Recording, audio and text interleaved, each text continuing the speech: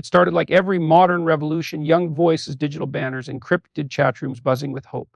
Madagascar's Gen Z had one goal: to reclaim a nation drowned in corruption and foreign exploitation. Their weapon, information.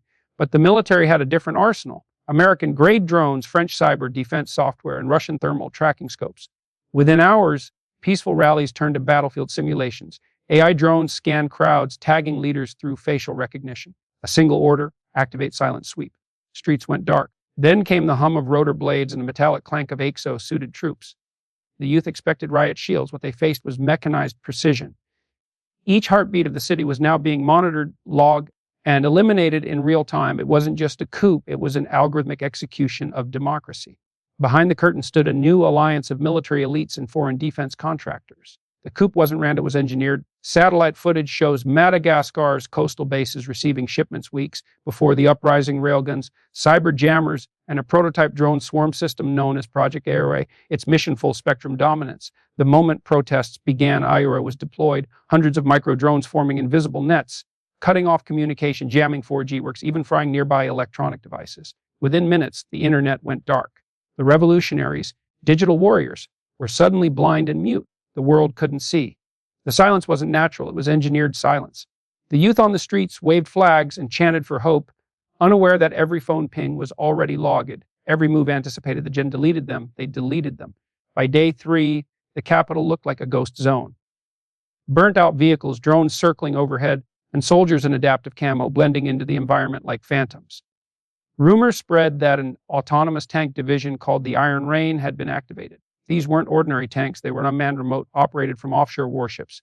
Each had a thermal AI core capable of differentiating between armed resistance and unarmed civilians. But in the chaos, the algorithm failed. The military called it an error. But the footage, leaked later, showed precision targeting. Someone had programmed the machines to silence, not protect. Gen Z had no hacked drones, repurposed 3D printed jammers, and even modified RC planes, but nothing could match the precision of machine warfare guided by foreign satellites. The city that once dreamed of freedom now echoed with the sound of drone rotors and the cries of a generation betrayed. As the coup solidified, the junta introduced Operation Eclipse. Its goal: erased the narrative. Soldiers raided news outlets, destroying servers and arresting journalists.